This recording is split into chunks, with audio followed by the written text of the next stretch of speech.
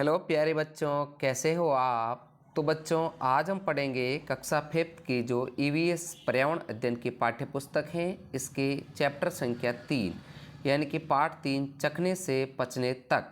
इस पाठ का संपूर्ण सॉल्यूशन यानी कि इस पाठ के जो अभ्यास के प्रश्न हैं, इन प्रश्नों के उत्तरों का अध्यापन इस वीडियो के माध्यम से हम करेंगे। तो बच्चों, वीडियो को शुरू करते हैं। चखने से पचने तक के प्रश्न उत्तर देखते हैं। सबसे पहले चर्चा करो और लिखो।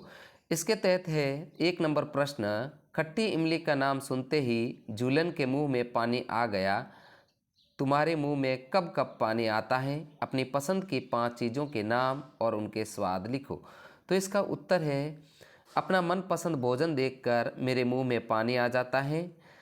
जैसे मेरी पसंद की चीज़ें हैं, उनका स्वाद आप अपने मन से भी लिख सकते हो विद्यार्थियों। तो यहाँ पर जैसे दाल चावल नमकीन स्वाद होता है, शक्कर मीठा स्वाद होता है, चिप्स का नमकीन स्वाद होता है। आगे है आम जो मीठे का स्वाद होता है, पापड़ नमकीन तथा तीखा, स्ट्रॉबेरी खट्टी मीठी और चॉकलेट मीठी होती है। तो इस प्रकार बच्चों आप अपनी पसंद के भी नाम लिख सकते हैं। नेक्स्ट है आगे 2 नंबर प्रश्न, तुम्हें एक ही तरह का स्वाद पसंद है या अलग अलग, क्यों। तो इसका उत्तर है बच्चों, मुझे अलग अलग तरह के स्वाद पसंद है। एक ही तरह के स्वाद से बोरियत होती है। नेक्स्ट है आगे, झूलन ने झुम्पा को नींबू के रस की कुछ बूंदें चखाई। क्या कुछ बूंदों से स्वाद का पता चल सकता है। हाँ, खट्टे की कुछ बूंद से ही स्वाद का पता चल जाता है। नेक्स्ट है आगे 4 नंबर प्रश्न, अगर तुम्हारी जीभ पर सौंफ के दाने रखें तो क्या बिना बताए उसे पहचान पाओगे, नहीं तो कैसे।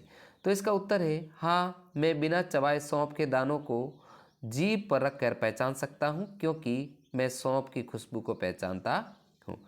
नेक्स्ट है साथियों अगला 5 नंबर क्वेश्चन, खेल में जुम्पा ने मछली कैसे पहचान ली। वे कौन सी चीज़ें हैं जो तुम बिना देखे और चखे केवल सूंघ कर पहचान सकते हो। तो इसका उत्तर है, जुम्पा ने मछली की को उसकी सुगंध से पहचान लिया। मैं बिना देखे और चखे मिर्च लहसुन प्याज धनिया जीरा हल्दी पक्के चावल आम संतरा नींबू गुड़ सरसों अदरक सौंफ अजवाइन शलजम और खरबूज को पहचान सकती हूँ। तो प्यारे बच्चों, आप अपने मन से अपने पसंद की चीज़ों को भी लिख सकते हो, जिसे आप है जो बिना देखे और चखे केवल सूंघ करके पहचान सकते हो। आपको स्वयं अपने अनुभव के आधार पर जहाँ तक हो सके इस प्रश्न का उत्तर करने की कोशिश करनी चाहिए। नेक्स्ट है आगे, क्या तुम्हारे घर पर किसी ने तुम्हें नाक बंद करके दवाई पीने को कहा है। वे ऐसा क्यों कहते हैं। तो इसका उत्तर है विद्यार्थियों, कुछ दवाइयों की खुशबू अच्छी नहीं होती, जिसके कारण दवाई पीना मुश्किल हो जाता है, इसलिए नाक बंद करके दवाई पीने को कहा जाता है। अब आगे है आंख बंद करके स्वाद को पहचानो। इसके तहत है हम देखते हैं, अलग अलग स्वाद की कुछ चीज़ें इकट्ठी करो और अपने साथी के साथ झूलन और जुम्पा की तरह खेल खेलो। अपने साथी को चीज़ें चखाओ और फिर पूछो। तो क्वेश्चन नंबर 1 है, स्वाद कैसा था, खाने की चीज़ क्या थी। उत्तर है, खाने की स्वाद मीठा है, खाने की चीज़ चीनी थी। नेक्स्ट है आगे, जीभ के कौन से हिस्से में स्वाद ज़्यादा पता चल रहा था, आगे पीछे बाएं दाईं या दाईं तरफ। तो इसका उत्तर होगा, आगे के हिस्से में स्वाद ज़्यादा पता चल रहा था। ध्यान रखना, यहाँ पर हमेशा जीभ का आगे का हिस्सा होता है, वहाँ ही स्वाद का पता चलता है। नेक्स्ट है आगे, तुम्हें जीभ के कौन से हिस्से में कौन सा स्वाद ज़्यादा पता चला, अपने अनुभव के आधार पर चित्र में लिखो। तो यहाँ पर ये चित्र का क्वेश्चन है, जो स्वयं आपको पाठ्य पुस्तक से देख करके पूर्ण करने की कोशिश करनी है। नेक्स्ट है आगे 4 नंबर प्रश्न, कुछ खाने की चीज़ों को मुंह के किसी और हिस्से पर रखो, होठ तालू जीभ के नीचे। क्या कहीं और भी स्वाद का पता चला।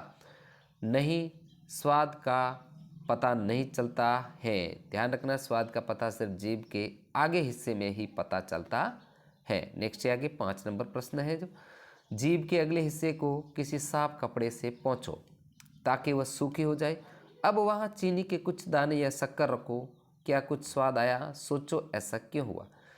कोई स्वाद नहीं आया क्योंकि जीभ पर लार नहीं है। जब लार भोजन में मिलता है तभी भोजन के स्वाद का पता चलता है। बहुत ही अच्छा प्रश्न है, ये अपने को प्रैक्टिकल भी प्रयोग करने की कोशिश करनी चाहिए। नेक्स्ट है आगे, शीशे के सामने खड़े होकर अपनी जीभ की सतह को ध्यान से देखो, कैसी दिखती है? क्या जीभ पर कुछ दाने जैसे दिखाई देते हैं? हाँ, मेरी जीभ पर दाने दाने जैसे दिखते हैं। नेक्स्ट विद्यार्थियों, आगे प्रश्न संख्या 7 है जो, अगर कोई हमसे पूछे कि कच्चे आंवले या खीरे का क्या स्वाद है, तो हमें सोचना पड़ेगा तुम खाने के इन चीज़ों टमाटर, प्याज, सौंफ, लौंग आदि का क्या स्वाद बताओगे। स्वाद बताने के लिए कुछ शब्द ढूंढो और खुद से सोचकर बनाओ। तो इसका जो उत्तर होगा, कच्चा आंवला खट्टा, कसेला और खीरा बेस्वादा होता है। जैसे वस्तु और स्वाद आपको लिखना है। जैसे टमाटर का स्वाद होता है खट्टा, प्याज का तीखा। नेक्स्ट आगे, सौंफ का मीठा या कसेला और लौंग का तीखा सनसनाहट वाला। नेक्स्ट अगला क्वेश्चन है, कुछ चीज़ें चखने के बाद जुम्पा बोली सी, सोचो उसने क्या खाया होगा। तो उत्तर है जुम्पा ने मिर्च खाया होगा। नेक्स्ट है आगे प्रश्न, तुम भी इसी तरह कुछ खाने के स्वादों के लिए आवाज़ निकालो। अपने साथी से कहो कि वह तुम्हारे हाव भाव देखकर अनुमान लगाए कि तुमने क्या खाया होगा। तो इसका उत्तर है इस ये स्वाद में, जैसे मिर्च का स्वाद अपन लेते ही इसकी आवाज़ मिर्च होती है। हो खट्टा, खट्टे का मतलब एकदम हो आता है। ओए होए कड़वा, उआ मीठा और नमकीन। आप अपने अनुभव के आधार पर विद्यार्थियों कुछ स्वयं भी लिख सकते हैं।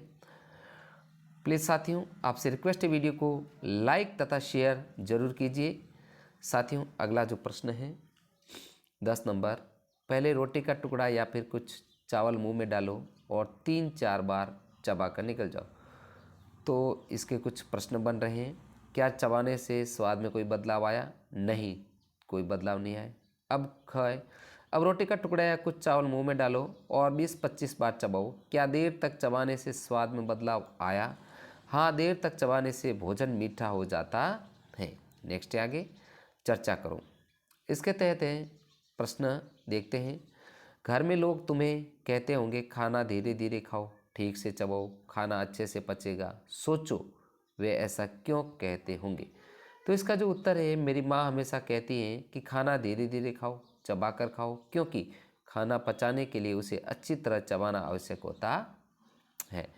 नेक्स्ट है प्यारे विद्यार्थियों 2 नंबर प्रश्न, जब तुम कोई सख्त चीज़ जैसे अमरूद खाते हो तो उसके मुंह में डालने से लेकर निगलने तक में कौन से बदलाव आते हैं, कैसे। तो इसका उत्तर है, जब हम अमरूद को खाते हैं तो वे पहले सख्त और कड़वा लगता है, फिर धीरे धीरे मीठा और मुलायम हो जाता है। अगला प्रश्न है, सोचो हमारे मुंह में लार क्या क्या काम करती होगी। तो इसका जो उत्तर है, लार हमारे भोजन को मुलायम और मीठा बनाता है तथा ये पाचन में भी मदद करती है। नेक्स्ट आगे है, पुनः चर्चा करो। इसके तहत है 1 नंबर प्रश्न, तुम्हें क्या लगता है शरीर में खाना कहाँ कहाँ जाता होगा। दिए गए चित्र में खाना जाने का रास्ता अपने मन से बनाओ। अपने साथी को चित्र भी देखो, क्या तुम्हारे चित्र और साथी का चित्र एक जैसा है या अलग। तो इसका उत्तर है, मुंह में खाना पेट तक जाता है और मेरे साथी का चित्र एक समान है। नेक्स्ट अगला प्रश्न, क्या तुमने किसी को यह कहते सुना है मेरे पेट में चूहे कूद रहे हैं। तुम्हें क्या लगता है भूख लगने पर सचमुच पेट में चूहे कूदते हैं। हाँ, मैंने अक्सर लोगों से कहते सुना है कि भूख के मारे पेट में चूहे कूद रहे हैं। पेट में चूहे कभी नहीं कूदते। भूख लगने पर पेट में कुछ हलचल जैसा महसूस होता है। पेट में चूहे कूदना एक मुहावरा है जिसका अर्थ है जोरों की भूख लगना। अगला प्रश्न है, तुम्हें कैसे पता चलता है कि तुम्हें भूख लगी है। इसका जो आंसर है कि भूख लगने पर मेरा मन कुछ खाने को करता है। खाने की चीज़ें देखकर मुंह में पानी आ जाता है। कई बार ऐसा लगता है जैसे पेट में कुछ हिल रहा हो। नेक्स्ट है आगे, सोचो अगर तुम 2 दिन तक कुछ भी न खाओ तो क्या होगा। इसका आंसर है, अगर हम 2 दिनों तक कुछ भी न खाएं तो कमज़ोर और बीमार हो जाएंगे। नेक्स्ट है आगे, क्या तुम 2 दिन तक पानी के बिना रह सकते हो। सोचो जो पानी हम पीते हैं वो कहाँ से आता होगा। तो इसका आंसर है कहाँ जाता होगा? नहीं, हम एक दिन भी बिना पानी नहीं रह सकते। हम जो पानी पीते हैं उसमें कुछ पानी शरीर में रह जाता है, कुछ मूत्र के रूप में बाहर आ जाता है, कुछ पानी मल के साथ तथा पसीने के रूप में बाहर आ जाता है। शरीर में बचा पानी विभिन्न हिस्सों को सही ढंग से काम करने में सहायता करता है, जैसे पाचन क्रिया, आंतों की सफाई, शरीर का तापमान बनाए रखना आदि। नेक्स्ट प्रश्न है, तुम्हें याद होगा तुमने चौथी कक्षा में नमक चीनी का घोल बनाया था। नीतू के पिताजी ने भी यही घोल दिया। सोचो उल्टी दस्त होने पर ये घोल क्यों देते होंगे? इसका आंसर है विद्यार्थियों, उल्टी दस्त होने पर शरीर में पानी और लवण की कमी होने लगती है, शरीर कमज़ोर और बीमार हो जाता है, इसलिए नमक और पानी का जो चीनी का घोल दिया जाता है।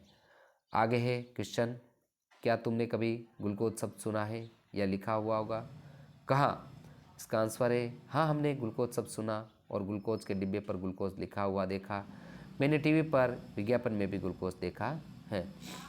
नेक्स्ट प्रश्न, क्या तुम्हें या तुम्हारे घर में कभी किसी को ग्लूकोज चढ़ाया जाता है? कब और क्यों, उसके बारे में अपने साथियों को बताओ। तो प्यारे विद्यार्थियों, इसका जो आंसर है हाँ, जब मेरे दादा दादी बीमार हो गए थे तो उन्हें सरकारी अस्पताल में ग्लूकोज चढ़ाया गया था। आप भी अपने जानकारी के अनुसार घर में कोई बीमार पड़ा हो तो उसके अनुसार अपने अनुभव लिख सकते हो। नेक्स्ट क्वेश्चन नंबर 4, नीतू की टीचर उसे हॉकी खेलते समय बीच बीच में ग्लूकोज पानी पीने को कहती है। सोचो वह खेल के दौरान ग्लूकोज क्यों पीती होगी? तो इसका जो आंसर है, खेलने से या दौड़ने से शरीर में बहुत पसीना निकलता है जिससे कमजोरी होती है, इसलिए खेलने के दौरान ग्लूकोज पानी पीते रहना चाहिए।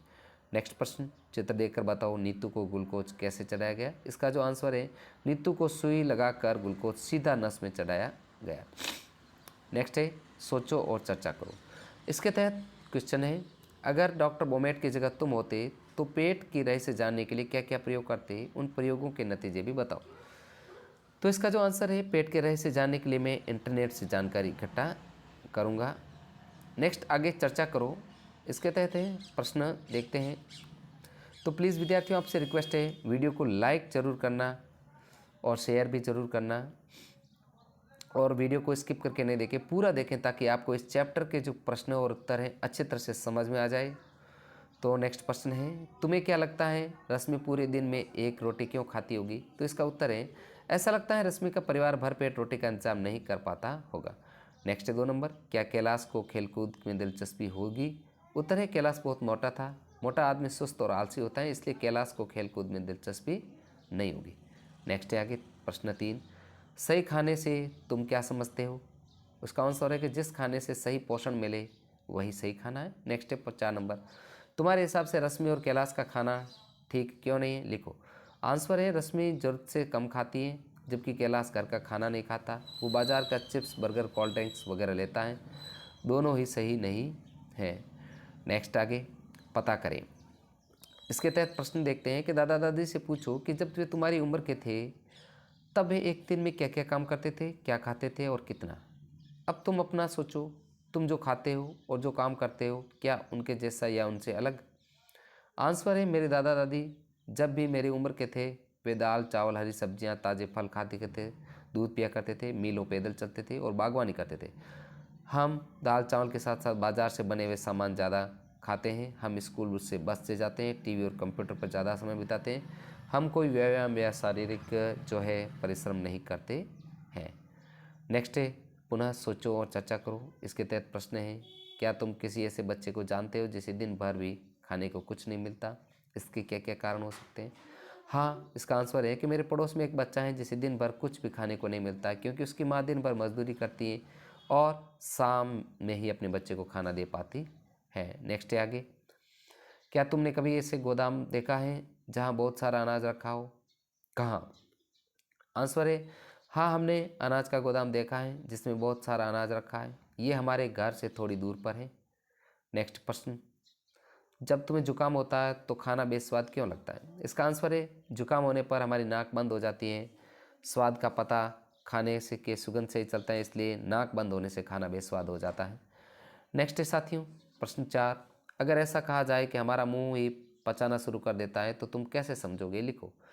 आंसर है कि जब हम मुंह से खाना चबाते हैं तो उसमें लार मिलती है, वलार भोजन से निकलने लायक बनाने के साथ उसे सही ढंग से पचने के लिए तैयार कर देती हैं।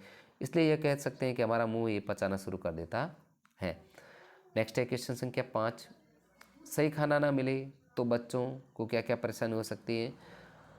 इसका आंसर है कि बच्चों को अगर सही खाना ना मिले तो उसका विकास रुक सकता है, उनका शरीर कमज़ोर हो सकता है, उन्हें पढ़ने खेलने कूदने तथा काम करने में मुश्किल हो सकती है, शरीर के साथ दिमाग भी सही ढंग से विकसित नहीं होगा, वे बार बार बीमार होते रहेंगे। तो प्रिय साथियों, आपसे रिक्वेस्ट है वीडियो को लाइक तथा शेयर जरूर कीजिए। इस वीडियो में हमने कक्षा जो 5th की NCERT की बुक्स है, जो पर्यावरण अध्ययन EVS की पुस्तक है, इसका चैप्टर 3 चखने से पचने तक का संपूर्ण सॉल्यूशन हमने साथियों इस वीडियो में किया है। तो साथियों, आपसे रिक्वेस्ट है वीडियो को लाइक तथा शेयर जरूर कीजिए। और हाँ, कक्षा 5th के जो पर्यावरण अध्ययन के NCERT के संपूर्ण वीडियो मेरे चैनल की प्लेलिस्ट में उपलब्ध हैं, वहाँ से आप उनका एक साथ अध्यापन कर सकते हैं। साथियों, मिलते हैं नेक्स्ट चैप्टर के साथ में। धन्यवाद।